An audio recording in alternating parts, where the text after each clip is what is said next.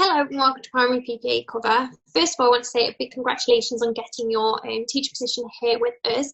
I'm Shelley, I'm your main point of contact throughout your time here at Primary PPA Cover. So if you have any questions, any queries or any issues at all, then I'm the person that you can ring, email, text. I'm here kind of to support you during your time. Now I'm available Monday to Friday, 8 till 5, most days. Now you will be sent an email which has all my contact details on, including my mobile number and our office number as well. Now, during your time at Primary PPA Cover, you will hear a lot of information, so I want to go through a few things with you first of all. By now, you should have read and signed our Code of Conduct. On there, it includes our sickness policy, which goes through if you are ever unwell. We do ask that you give us a call between 7 and 7:30 in the morning.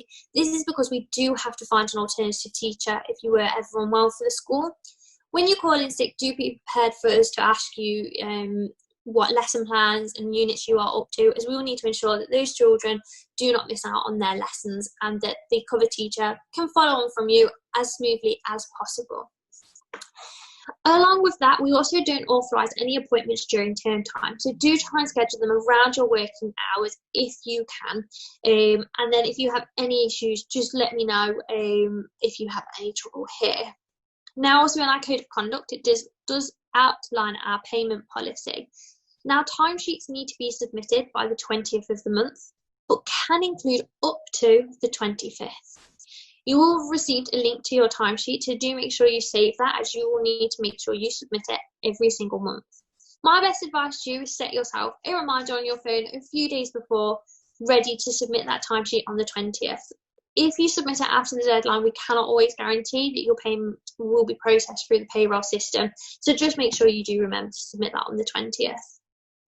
Now, in regards to our dress policy, we do ask that you dress smart. No jeans and no slogans. When you go into the school, you represent us as a business, but you are also there for the school and as a role model to the children. And our schools really appreciate it when our staff members come in formal and dressed ready to teach the children. Now, with certain subjects, you will be asked to wear a uniform, and this is to ensure when you're doing PE that you are dressed appropriately for your lesson. Now, as I mentioned, that I'm your main point of contact, and you can contact me anytime you like. I will also do the same. I will also drop in with you via text message and give you a phone call, kind of check in, see how everything is going, and then probably every half term or so I'll have a more in-depth conversation to go through some of the behaviour strategies you've been using, kind of any questions and queries or any big issues that you've had, and some of the strengths and challenges that you've had during your time. I really enjoy these catch-up conversations because they're great for me to kind of get more about your teaching style and for me to support you in any ways I possibly can, really.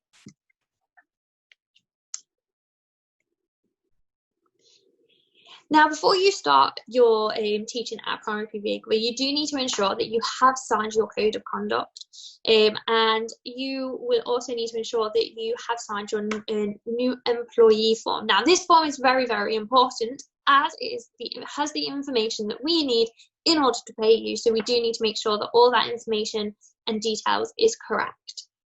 You also, on your welcome email, have been sent a link to our Think and Fit courses. Now, these courses include a safeguarding training course and also working for Primary PPA Cover. When our teachers join Primary PPA Cover, we just need to make you aware that the first 6 weeks during your time with us is a probationary period. Now, this is where we monitor your performance really, really closely, not only your skills within the classroom, the children's engagement, but also your use of our Teach tool. Making sure that you are using it correctly and to the best abilities that it can do. So just be aware that after the 6 weeks, you will have a probationary meeting with myself, and this will happen, like I say, every 6 weeks.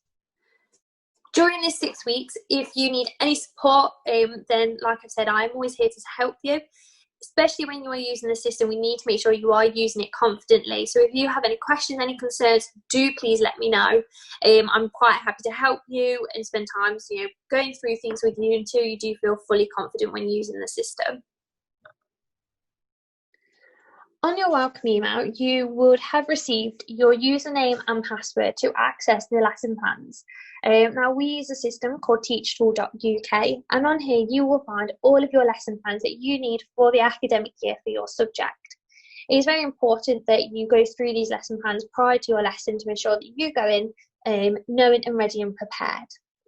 Now, with our lesson plans, you can view them in different ways. So the first way, when you're at home, this is my best way to advise you to view it, is you go into My Units, select the subject that you are delivering,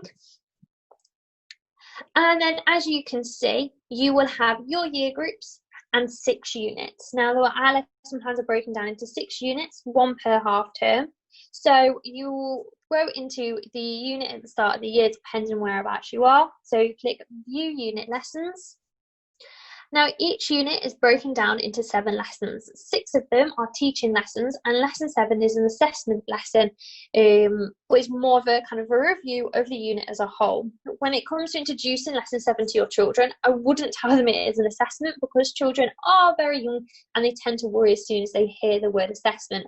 I would more introduce it as a review lesson to see what they have learned throughout this half term. So if you view your lesson, click into preview lesson, and our lessons are broken up in 60 minutes. Now, most of the time your lessons will be 60 minutes long. However, there are some occasions, if you have shorter lessons, we do not expect you to squish a whole 60-minute lesson into that short period of time. You've got your lesson objective as well, and then all the main activities that we have provided for you all fit within this lesson objective.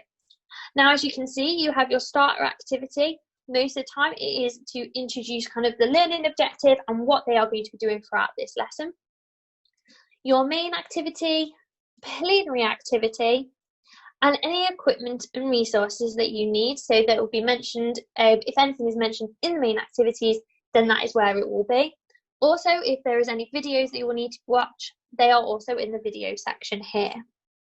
Now, as you can see, if I go back into the main activity, all of our lesson plans are broken up into time frames for you. Now, this is to support you during the pace of your lessons and just to ensure that you don't spend too long on one particular thing. Now, of course, we understand that some children can pick it up quicker than others. However, that is a guide for you to use to ensure that you don't spend too much time on one particular thing and helps your lesson to run smooth.